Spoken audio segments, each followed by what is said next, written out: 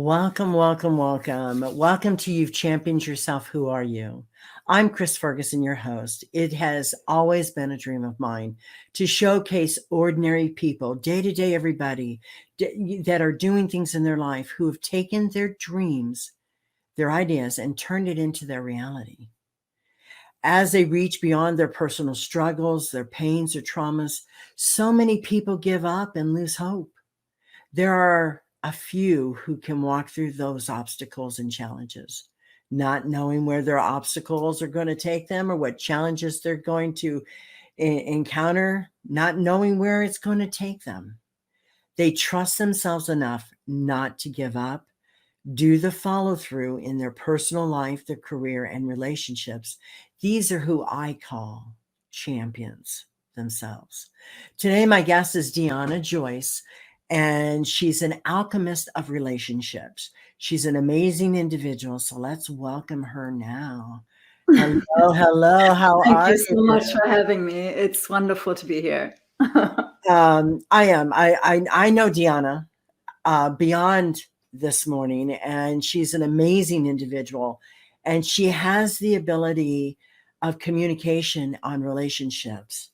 So tell me about what an alchemist of relationships is and does. Oh, that's a lovely question. So the alchemist of relationship, actually, the alchemy is kind of like a process of purification within ourselves. So when you think of like meditation, if you think of yoga breath, for example, you take something that you have within you that bothers you and you turn it around, you alchemize it. So you switch the energy from within. And so using the alchemy of relationships is exactly that. It's going right to the heart for unconditional love, for respect, for honor for each other, for like really these deep, deep bonds, these soul bonds that we can create with each other, and then have a fulfilling and really beautiful relationship. Does this start with themselves to themselves? Isn't that one of the biggest and most important relationships you have is with yourself? Yes, absolutely. So it always comes like from yourself, right? Because we have to feel all of this kind of stuff, all of the love, all of the respect, the honoring of everything for ourselves before we can actually put this out there. It's kind of like a well, right? So we have to have it in order to give it. I love that. I love that. So as an alchemist, you would basically guide an individual to go within and find their best version of themselves. Is that basically what you're saying? Yes, it's an empowerment. It's basically amplifying who they are as a person, what they stand for, and what they want to do with a relationship. Because there's a lot of times there is a relationship vision, right, that we carry within our hearts that we want to live. May that be just to have a house with someone and live in that and have children and like a dog and a picket fence, right? Others, they think, okay, I want to go bigger. I want to have like a partner who can actually, go hand in hand with me in business, and we can just change the world. Right? That might be a vision.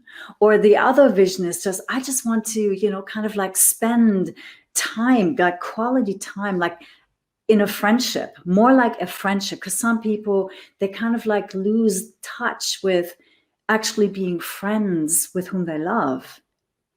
And so that is like very important, right? In order to trust, in order to build upon everything that they need in these relationships. And from here, we might actually go, I just want to go skydiving. I just want to do, crazy stuff on the beach, or I just want to go like horse racing, whoever is up for these kind of adventures. So that really depends on the person. What is it that you want to create? What is it that you want to put out there? And then coming from the heart. From unconditional love. I get it. I get it. That's beautiful. I truly, I've always known that the first relationship you have with anything is with yourself. Yes. So it's very, very important to start here and go within and get clarity first. Mm-hmm. And so I love the way that you explained it. And as you've been doing relationships for a while, You're not a newcomer to the business. You're not a newcomer to coaching. You're not a newcomer. You're a very old soul. But in these times and in this time period in life, relationships have taken on a whole different meaning than the ordinary paradigm kind of concept. Yes. So can you explain more what nowadays relationships look like compared to where parents were married for 35 years and raised their children, had the house, bought the land to pass it down, to pass it down, to pass it down? We don't have that anchoring anymore. We don't have that foundation.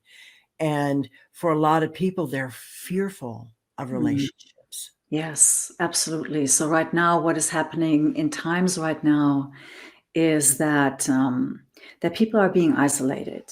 They are basically kind of like disconnected from their heart. They don't really know who they are, what they want, who to listen to. Most of all, it's most important to listen to the intuition, to your own intuition. But for that, you have to be grounded within yourself. And sometimes, even if you get whacked off, there has to be a trust in yourself that you're going to be okay no matter what. Right? Even if you start crying when something happens, if your microphone doesn't turn on, or if right, because it's just all a bit much, right? If you still have that trust within you, then you really have a strong foundation, a very, very strong foundation. Now, what was the question again? We're talking about past relationships compared to newer relationships, Yes. Because people nowadays don't have the same foundation Yes. of a relationship. Exactly. And so I was with the modern kind of relationship for now. So the relationship that we are having right now, specifically in these pandemic times, is like mostly virtual. And so the physical component, we cannot really get too much of a feel of a person through video. Most people cannot do that because there is the component. You only see this, right? You only see that. You don't know what's happening with my feet. You don't know what's happening with my legs. You don't get all of the impression of that person. Mm-hmm. And so a lot of times, since it's always time bound and we are not really that much connected all of the time or really personally with touch to get more of a feel, even if it's just a handshake, but just to get the feel for someone is much harder now.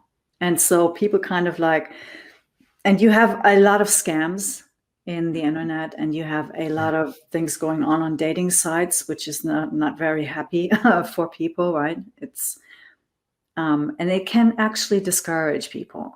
So what I would like to encourage people to do is actually to go out there and to meet people in person.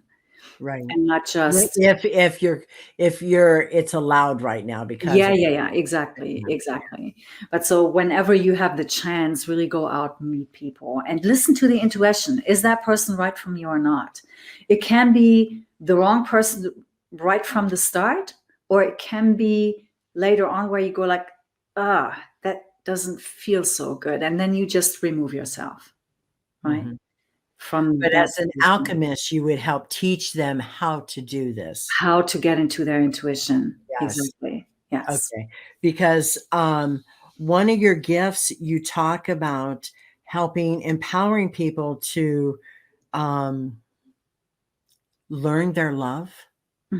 Is that the right way to say that question? I'm not sure if it is, because everyone carries the love in the heart, but love can also be destroyed. Like, for example, we have like a lot of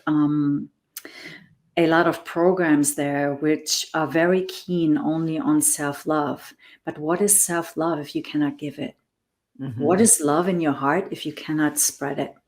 Right? That for me is a form of, I don't know, if you can only derive like certain people, that's like called sociopathy, right? Right. Or narcissistic, just yeah. I mean, yesterday I had like an epiphany about narcissism versus sociopaths and psychopaths.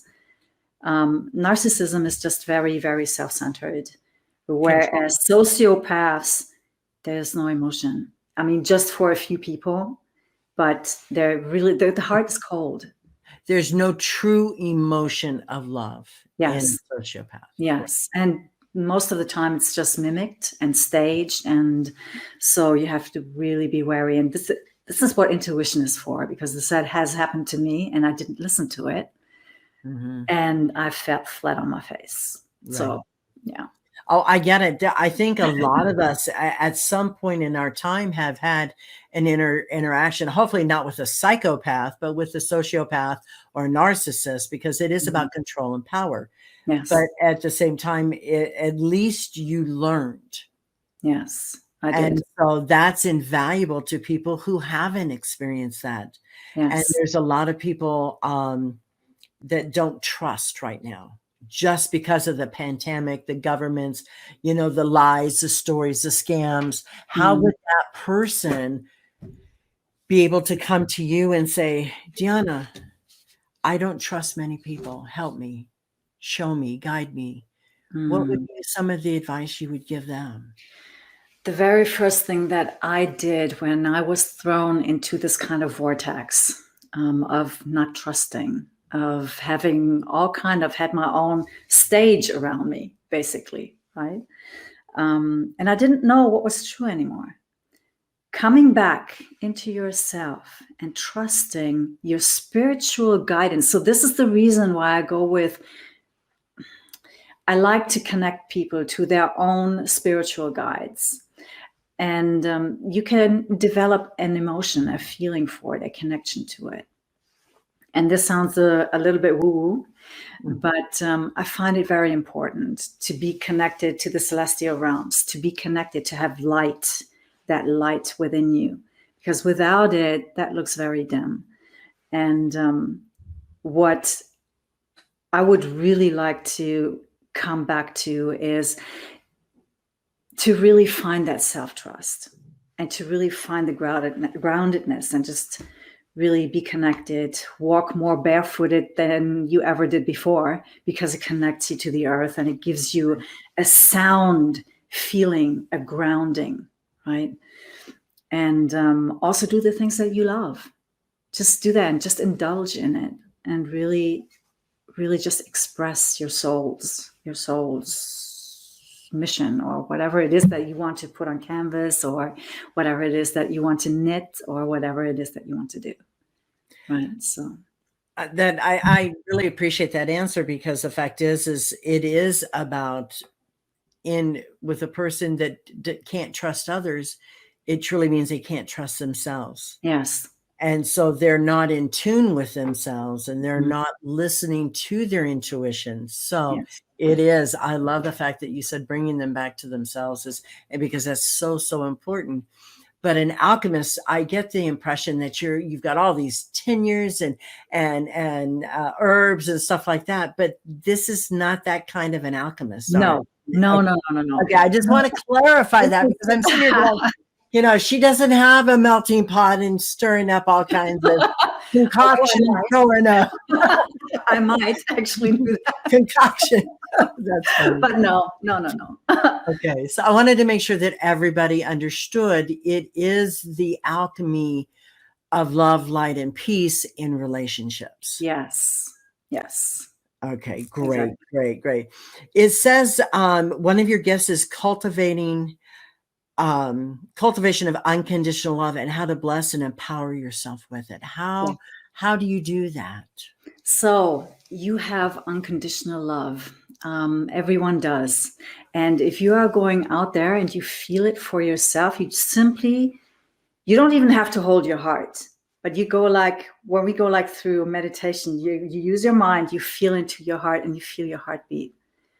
And what you do is you envision golden light within your heart. And then with every heartbeat, it expands and it expands and it goes through your body.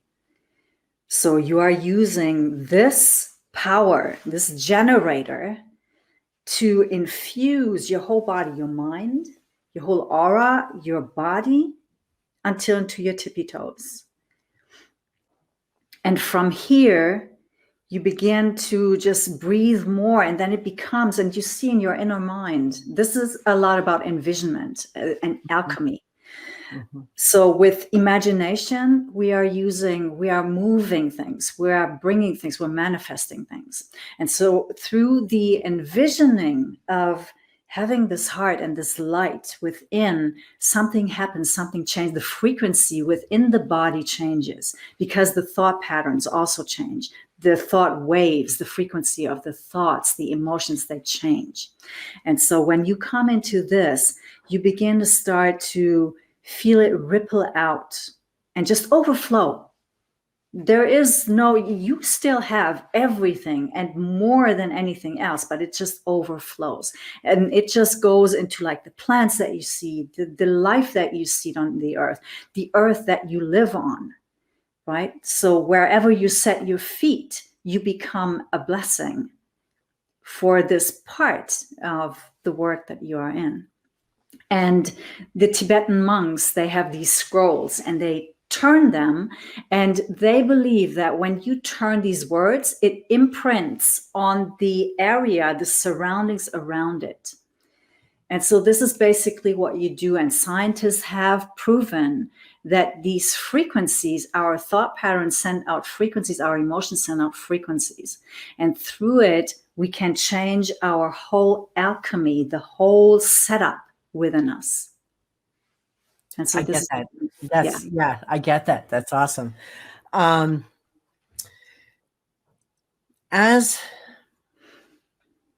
you've been transitioning through Lionsgate, and it's been pretty dark for some of us.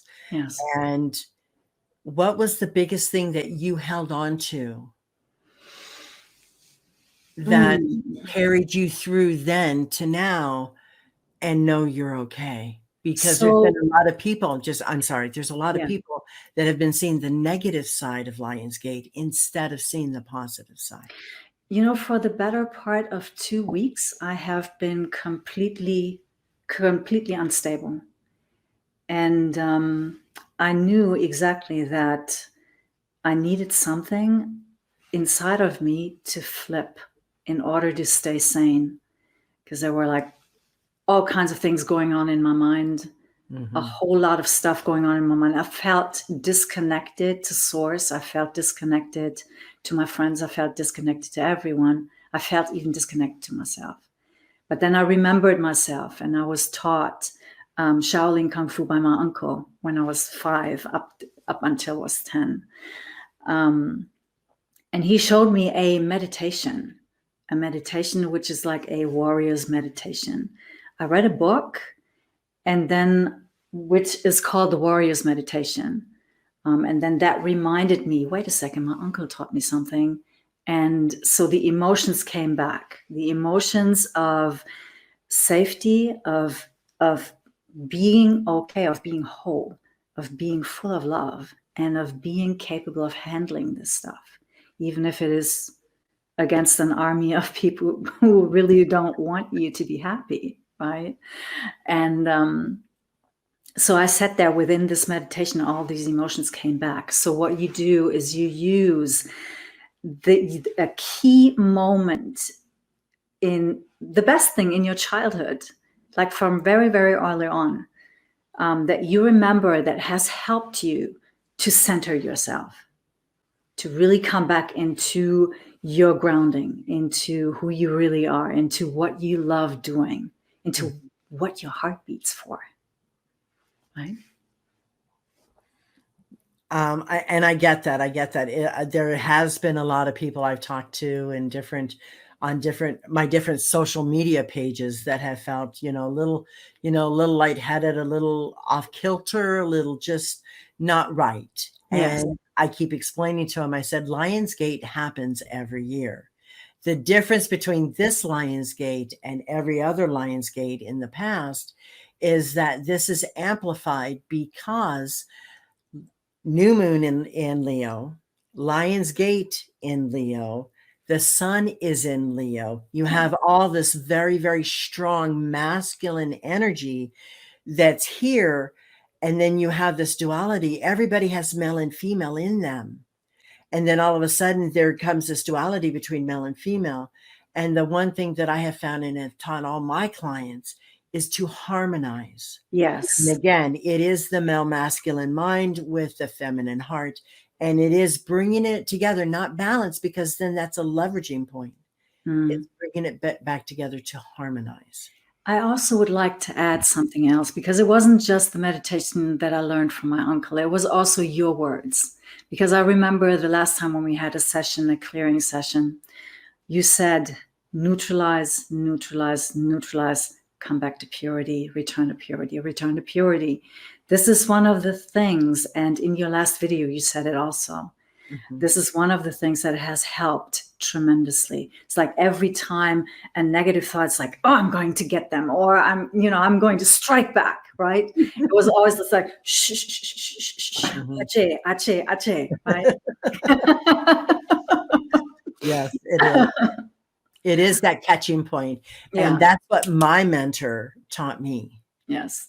And he's an amazing individual. But the fact is it is taking that negative karma out of the universe, Yes. so that you don't stack the deck against you before you even figure out what you're doing.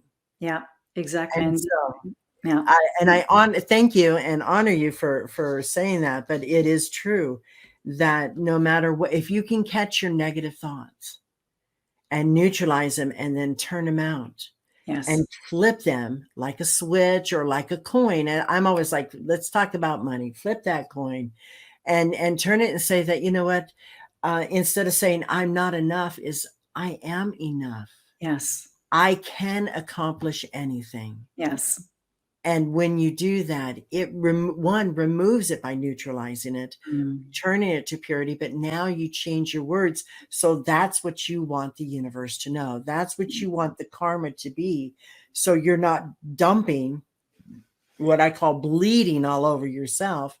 Because when people get hurt, they don't think clearly. Yes. And you said that, when you said that, I was like, oh my gosh, she's so right. They do. Hurt people bleed all over everybody else. They don't bleed on themselves. Yes. They bleed all of their issues onto everybody else. They dump and dump and dump and dump. And by the time they're done dumping, you're the one that's going, holy shit, what's going on?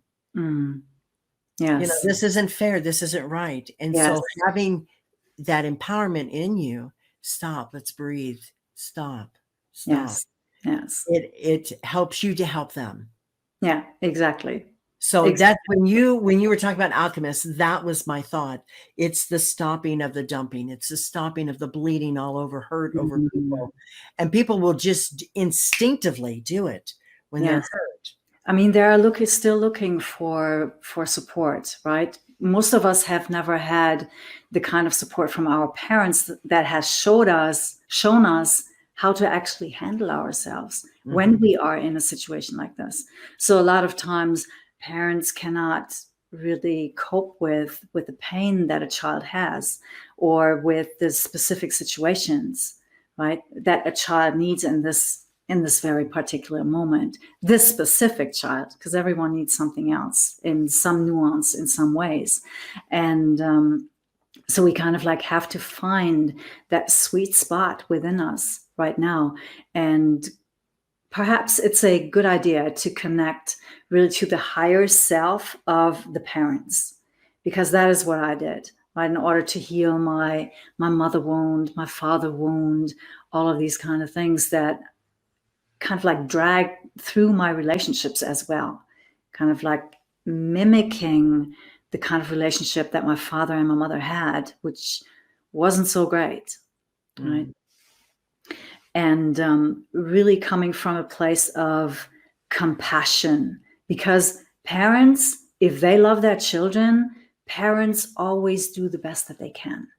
Always, always, always. We always do. If we have heart, if we have compassion, if we have self-love and love for everything else, we always come from a place of doing the best that we can in each and every moment.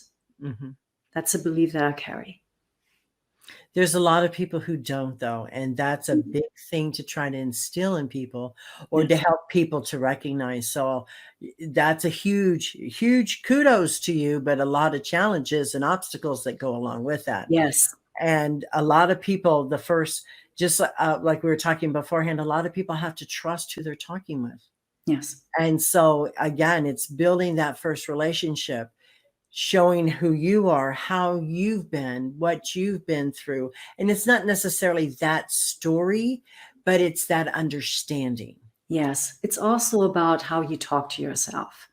It's Yeah. a lot of people, they are talking down to themselves like, oh, I'm not good enough. I'm not this enough. I'm not da da da. Now, what instead you would switch it around and you say, I am this. I have achieved this. I am this person. I stand for this. This is my staple. This is who I am. And this is sacred. It helps to develop trust and integrity, and it's how you show up for yourself. Yes. Many times. Yes. And if I can show up and say, listen, hey, I've had a tumultuous childhood. I've had near-death experiences. I've had cancer. I've had a head-on-heart collision. I've had da-da-da-da-da-da, whatever. And everybody looks at me like, how did you survive? Well, it's all divinely guided. And when you realize that your day is your decision, it defines you. Nobody else does define you but you. Yes, absolutely. And I think I love the fact that you're working towards gratitude and in each other for themselves. Yes. And Yes. so that I really, really like. And the other thing is that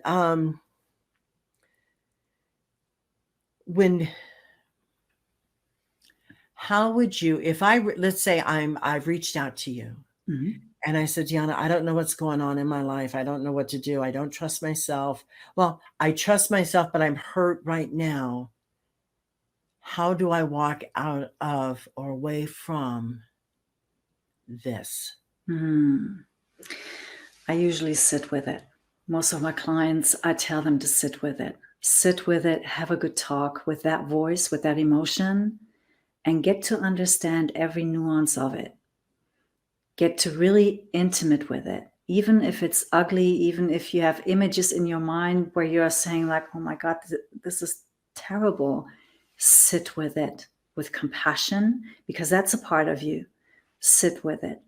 And then when you can develop compassion for it, you begin to love, you begin to build a relationship with it, a bond, then you begin to own it. And when you own it, you have the power to change it. If you are constantly pushing things away, saying, this isn't me, it stays in subconscious and you cannot really work with it. So bring it forth, talk to this. It's called shadow work. The process is called shadow work. So you're using that and you speak to it. And sometimes it can take weeks before you really build that deep connection, but it gets easier with each shadow that you're working with. And so the very first one can be quite challenging. Sometimes they are jesters. Sometimes you cannot really, tell the difference between what's right and what's wrong, but you just keep talking and you keep building that relationship. And you're going like, okay, so what is it? What is your purpose? Why are you here? What is it that you want, right? And from that point, you then really develop that relationship, that closeness, that bond, the love, even though it might be hideous. But you see, you find it. You kind of like find it because it's something within you. 1 second, please. Machst du mal bitte auf? Ja, mach bitte auf. Ach so, nee, warte mal. Sag ihr bitte, ich kann nicht. Ich bin gerade in einem Gespräch. Es geht jetzt gerade nicht. Ja? I'm sorry about that. You're right. Developing the relationship with the issue and the shadow, exactly.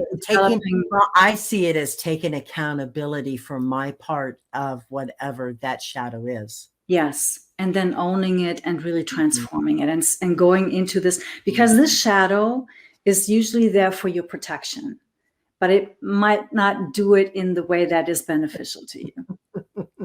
So, and even if you have the Black Reaper inside of you, you can Yeah. take that Black Reaper, that person or that aspect of you is actually has a specific talent, has a specific superpower. You can use that and you can tell them what to use it for. So I used to have, I'm giving you an example. I used to have a shadow which was constantly looking for ways to kind of like hurt me. Right. And I was like, so if you're all about kind of like self-destruction, what if you would turn that around and make it into something, destruct or destroy the self-doubt and destroy whatever is no longer beneficial to us, so that then it becomes kind of like an anti-malware within your system. Right. And it worked. It was really amazing. It takes time, right? Yes. It takes constant practice and doing this every day and keep talking to that shadow and keep talking to this aspect of you and just really to then switch it. But owning is the key. Owning. Okay. Well, I love all of this, but my question to you now is, if someone wanted to approach you or look you up, what would be the ways they could contact you to talk to you about your programs as an alchemist? Well, I have a website. It is called dianamjoice.com. And I'm also reachable on Facebook through dianamjoice.com. And or you can reach out to me privately on my Facebook profile, or through the Facebook page. Basically, those are like the two ways that you can get to me in this very moment, because I still have computer issues and I need to resolve those. And that's fine. I thank you today. I thank you for being the alchemist. And hang on a second, my phone's going off. And I thank you for coming on today and sharing your gifts and showing people that there are people out there who are ordinary people that help people become their best versions of themselves. Yes, absolutely. Absolutely. And I'm so honored to be on here. Thank you so much. You're so welcome. You're so welcome. It takes a special kind of individual to dream their thoughts and ideas and turn them into reality. Deanna has stepped past her fears. She stayed the course and had the courage to follow through to the end. Deanna, you've championed yourself. Now we know who you've become. Thank you for sharing your thoughts and ideas and dreams today with us and what you do. And everyone, I have known Deanna for a long time. She's an amazing, amazing individual. And if you are looking for that type of assistance in your life, please, please reach out to her on all of her social medias. Have a great day. Thanks for joining me today.